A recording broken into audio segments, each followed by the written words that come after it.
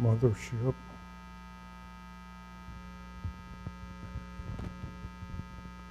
Good evening. Good to see everyone. Where's Stacy?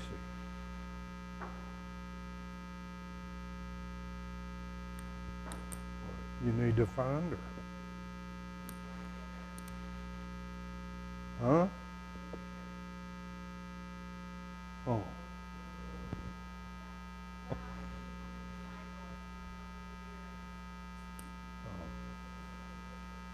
Yeah, I see her there. Thank you. All right, remember when we first started our class on Isaiah? Chapter 1 through 39 is, it's going to be on your final test. I mean, and if you miss this one, you get a goose egg. Chapter 1 through 39, what is it? Rebuke. Right. He rebukes God's people over and over and over for forsaking God, detesting His law, and practicing false religion. Chapter 40 through 66, comfort.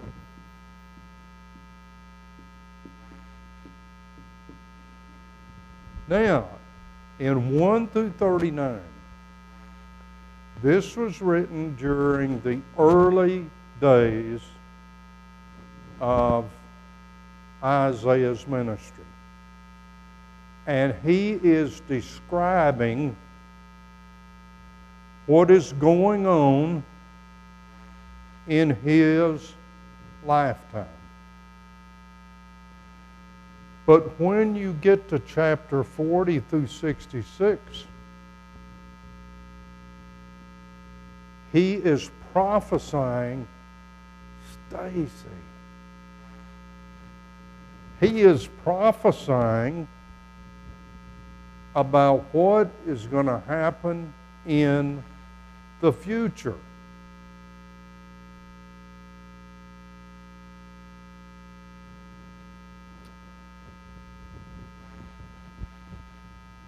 So this is the present.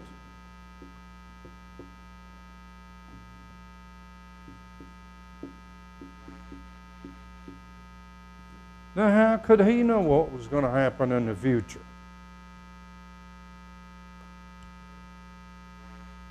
How? He's inspired, right? Exactly. God inspired him to know what was coming. Now, what he's going to prophesy about 100 years after he dies, Judah goes into captivity, and what country carries them off? Babylon.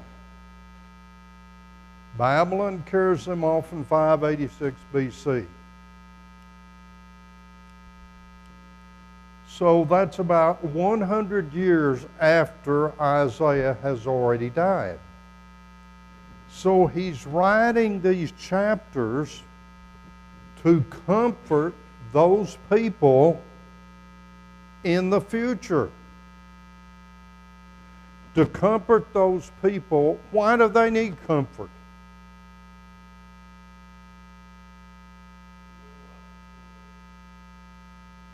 Right. They're going into captivity.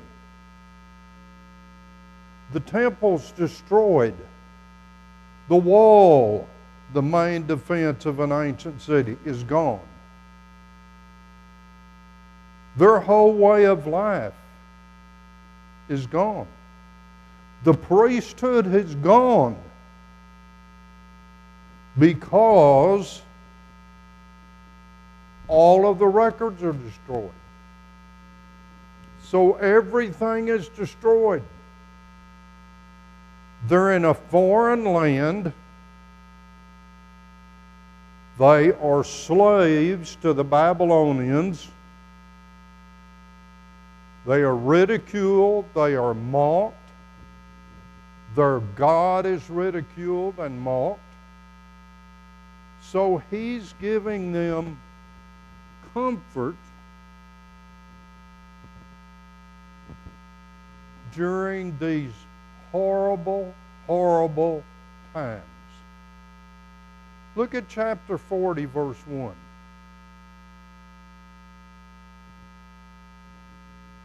He begins this chapter, comfort ye. Comfort ye my people. Now, I've heard this verse used on TV recently, completely out of context. Usually when you hear a politician quote from the Bible, people say, oh, that's good. Well, if you'll just listen, you'll find that most of the time they're taking that verse away from its original setting, trying to make it say what they want it to say, rather than what God had in mind. The comfort that he's talking about here is comfort these people who are in captivity. From 40 through 66, the preachers of God's people are to give them comfort. Okay, how are they going to comfort them? They are going to tell them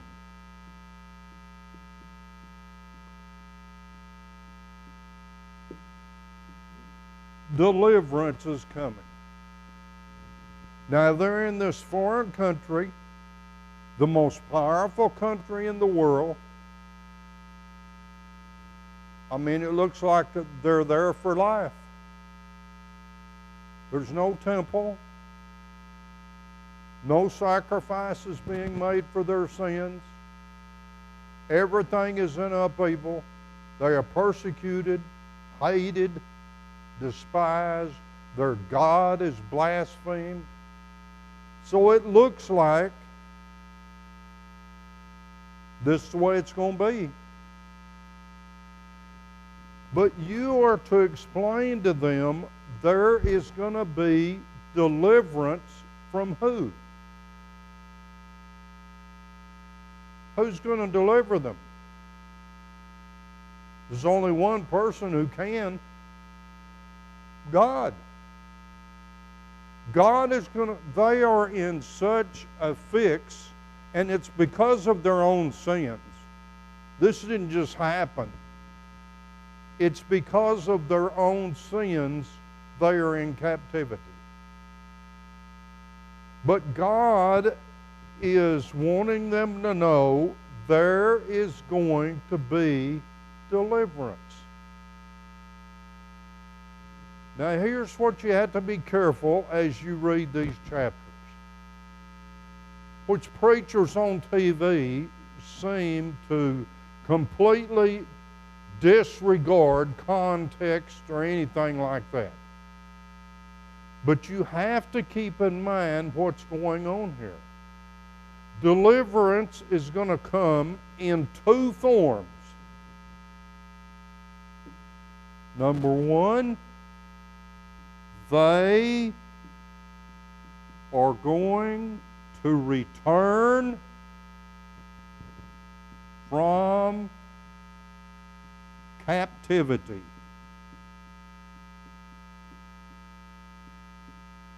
God is telling them. He knows how bad it is. And he's telling them, I'm going to bring you back. I'm going to bring you back to Palestine.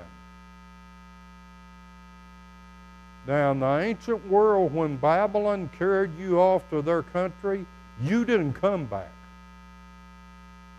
I mean, that's the strongest nation in the world when you get to these chapters. You didn't come back.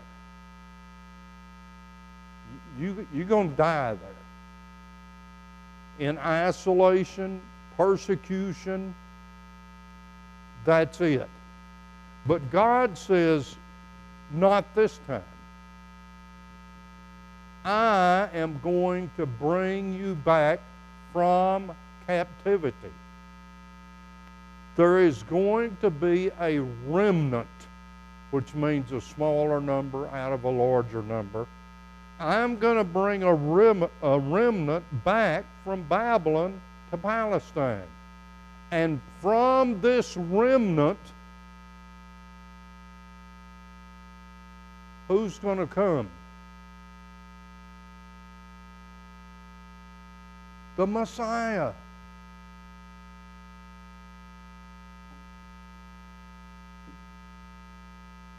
And he is going to bring a different type of deliverance. He is going to bring deliverance from 3 letters. Sin. Now, they don't understand that's their biggest enemy. It's because of sin they're here to start with. It's their own fault.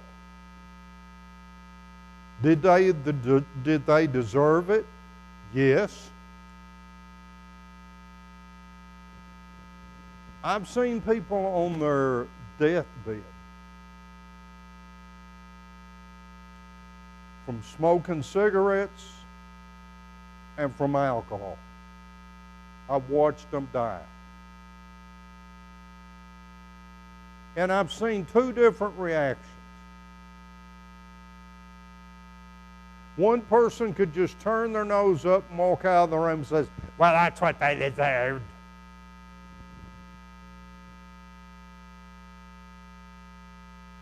Boy, that's real compassionate, isn't it? That doesn't need to be said. Of course, anybody that knows the person knows they brought it on themselves. That's not even a question. That doesn't even need to be said. You know, people say, well, I don't know what to say when there's a tragedy. Well, I tell you one thing, if you can't do better than that, just stay home. Or if you do go, just don't say anything. If you can't do any better than that. That's a given. They brought it on themselves. And yet, I still felt sorry for the suffering that that person was going through, even though they brought it on themselves. These people are suffering. Now, God doesn't say to Isaiah in these chapters, just pour it on more. Just let them have some more rebuke. Just keep rebuking them over and over and over. God says, comfort them. You comfort these people. They're in terrible pain and agony. You comfort them, and you comfort them by telling them there's going to be deliverance of these 2 kinds. And it's these people that are going to be delivered. Did they deserve it? What you seem to cannot get some people to understand in the church There's not one of us, not even one, that deserves to go to heaven. Not one of us. Why? We're good people. Most of you. Why don't any of you deserve it? Why don't I deserve it? Because what? We all have sinned. And if you get the punishment you deserve, the just punishment for sin is hell. We've all sinned. So we all deserve it. So this looking down on other people because they've messed up their lives really big time, thinking like we're a little bit better and we're a little bit higher up, there's no place for that in God's people. You won't find that among the true people of God. Because the true people of God realize, I don't deserve heaven. I don't deserve to be with God in eternity. I don't want what I deserve. I don't want it. What I deserve is punishment. But because of His grace, mercy, compassion, and love, He has offered me the beauty of heaven. All I got to do is accept it. But I don't deserve it. Say, well, I've done this, I've done this, I've done this, I've done this. I've never missed a service. That's the way the Jews felt about the law. They thought they deserved God's goodness because they were such wonderful people. And as you read through the Old Testament, you decide for yourself if they were wonderful people. These people deserved what they were getting. I still feel sorry for them. Can you imagine seeing thousands of people out in the street dead? Can you imagine seeing your temple that you thought God put there and would never be destroyed? Can you imagine seeing that falling to the earth? Can you imagine seeing your walls that protected you from your enemies just start crumbling down? Can you imagine seeing all that happen? And then what's left is carried off into a foreign land and ridiculed, where there is no temple, where they are hated. It was a horrible, horrible thing. And though Isaiah did not live to see it, it came about 100 years after he died, God shows him what's going to happen through the prophetic eye. And he sees all this terrible destruction. And God says in chapter 40, verse 1, comfort these people. Now, Isaiah does something that's often done in the prophets that people do not understand. Starting in chapter 40, he starts speaking as if the captivity were already present. Wasn't going to come for about 100 years. But the tense of the verbs he uses, even in English, and especially in the original language, are like they're already in captivity. And that the deliverance is about to come from God. And he lets them know, look, you got yourself in this. And there's only one person can get you out of it. That's God. You chose to live a worldly, ungodly, unbelieving life. You chose that. You thought that'd be more fun, so that's what you chose. And I told you what would happen if you did it. You did it anyway. I sent all those prophets to warn you. You killed them. You insulted them. You made their lives miserable.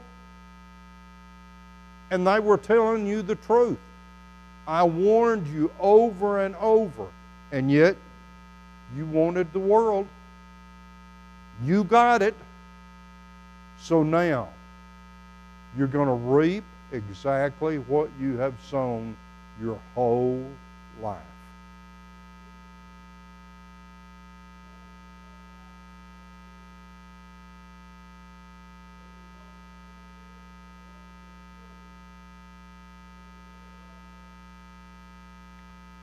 They were in Babylonian captivity for 70 years. So most of them were their children. There might have been some old-timers that remembered the temple and remembered its beauty. And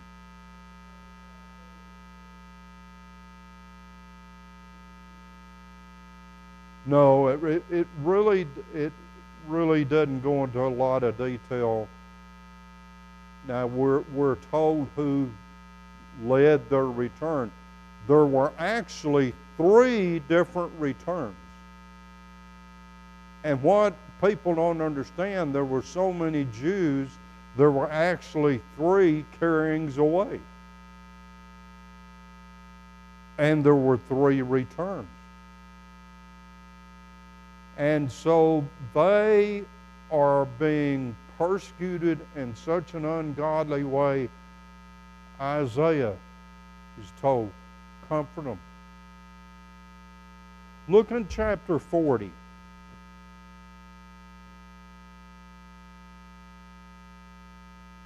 Chapter 40, verse 2. Speak comfortably. The time for rebuke is over. It's too late. It's too late. They're going into captivity. It's too late. Can you reach the point it's too late? Yeah. It's too late. Speak comfortably to Jerusalem. Cry unto her that her warfare is accomplished. The horrible times are coming to an end for these people. See, he speaks of it as if it's already happened. That's the way Isaiah does in many of his prophecies. That her iniquity is pardoned. Even though it hasn't been yet, he's speaking as if it had. For she has received of the Lord's hand double for all her sins. You reap the wind, or you sow the wind, and what do you reap? The whirlwind. That's what happened to them. Look at verse 3. See if you remember this verse. Isaiah 43. The voice of him that crieth in the wilderness, prepare ye the way of the Lord, make straight in the desert a highway for our God.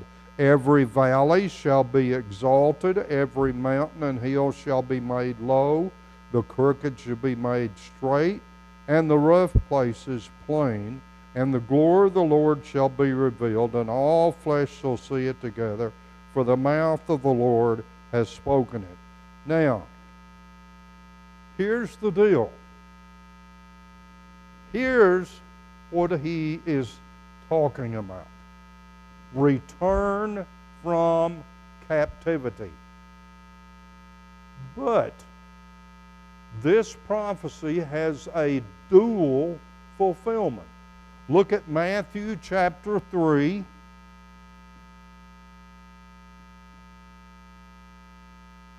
Matthew 3, 1 through 3. In those days came John the Baptist preaching in the wilderness of Judea, saying, Repent ye, for the kingdom of heaven is at hand. And then he quotes from Isaiah 40, verse 3. So yes, it is talking about return from captivity. This would be a familiar scene.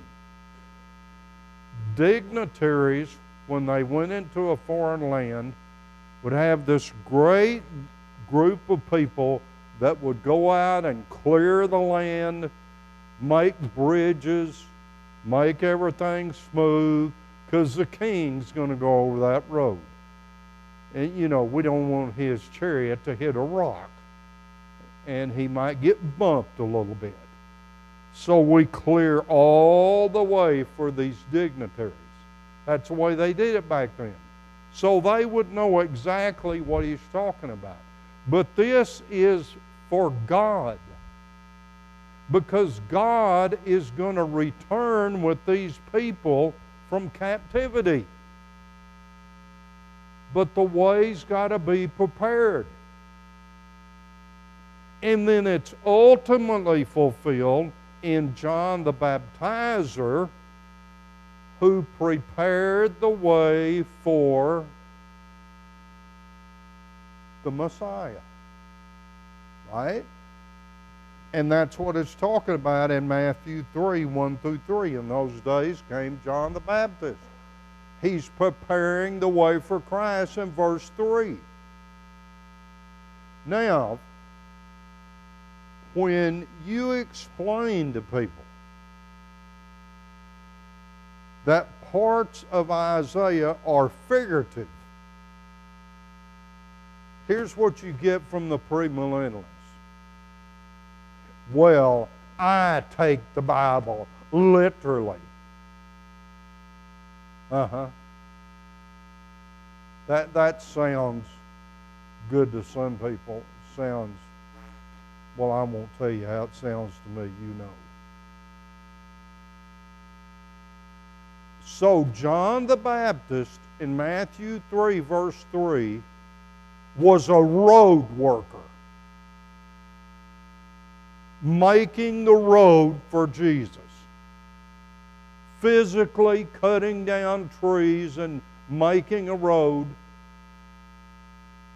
Does anybody who's conscious and reads the Bible believe that? It's figurative. It's figurative language. John the Baptist wasn't a road worker. John the Baptist was a preacher. And he was sent for one main purpose: not to establish the church. Jesus did that. He was sent to prepare the Jewish people for the coming of Jesus. That was his work. But it is described as these road workers who prepared the way for dignitaries. So I love Isaiah 40 verse 3, because it helps us to understand how to interpret prophecy. Some of the biggest false teachings in religion is taking prophetic passages that are figurative and making them literal. And they defend it by saying, oh, well, I believe the Bible just like it is. I say, okay. And then I have them turn over there where Jesus said, if your right eye offends you, pluck it out. Hand them a knife. Say, pluck out your right eye. You believe that's literal? If your right hand offends you, cut it off. Cut your right hand off. You take the Bible literally. Well, of course we take it literally when it can be taken literally. But when it's an obvious figurative language, we take it figuratively, like Matthew 3, verse number 3. Verse 4. 40, verse 4. Isaiah 40, verse 4. Every valley shall be exalted, every mountain and every hill shall be made low, and the crooked shall be made straight, and the rough places plain. The glory of the Lord shall be revealed, and all flesh shall see it together, for the mouth of the Lord has spoken it. Do you see how in Matthew 3 that he uses that figuratively?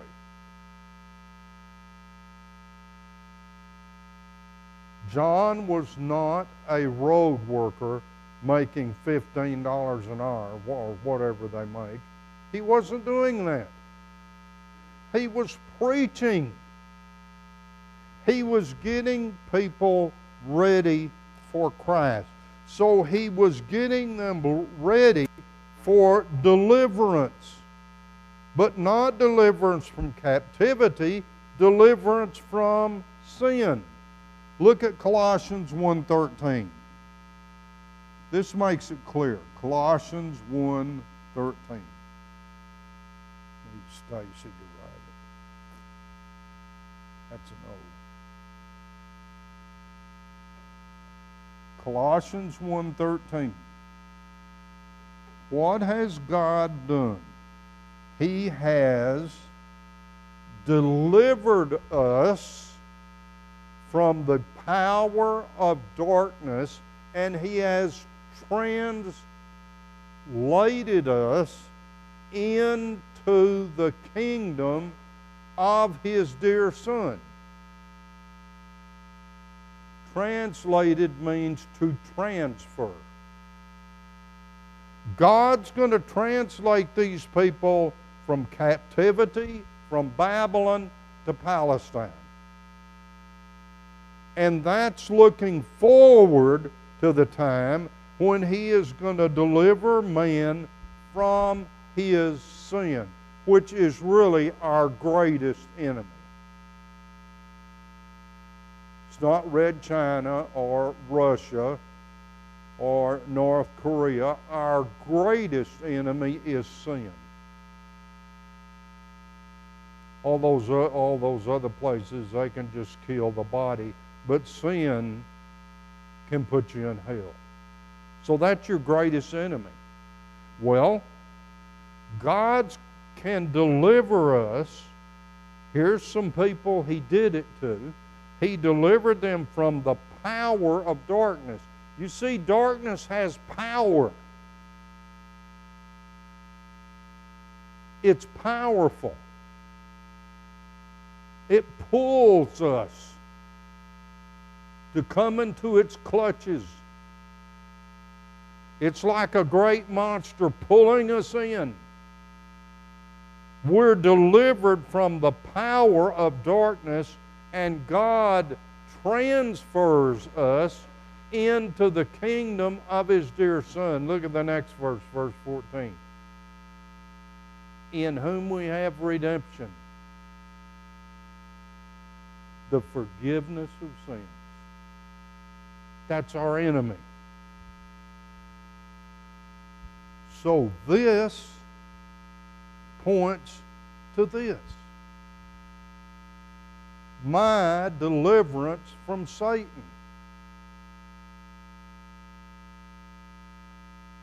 I remember there was a point in my life when I honestly thought, well, this is it. I am headed for prison. My dad even told me that. That's your future. I thought I was headed for prison and then headed for hell. I saw no way out. And then I visited some brethren because I liked a certain lady there. I just held her hand through the whole sermon, didn't pay any attention to any of it. And when it was over, she says, "What did you think?" I said, "I thought it was a bunch of bull." She said, "Why did you come?" I said, "Because that's the only way you go out with me." She says, "You got that right. You thought it was a bunch of bull." I said, "Yeah. I think it's ridiculous."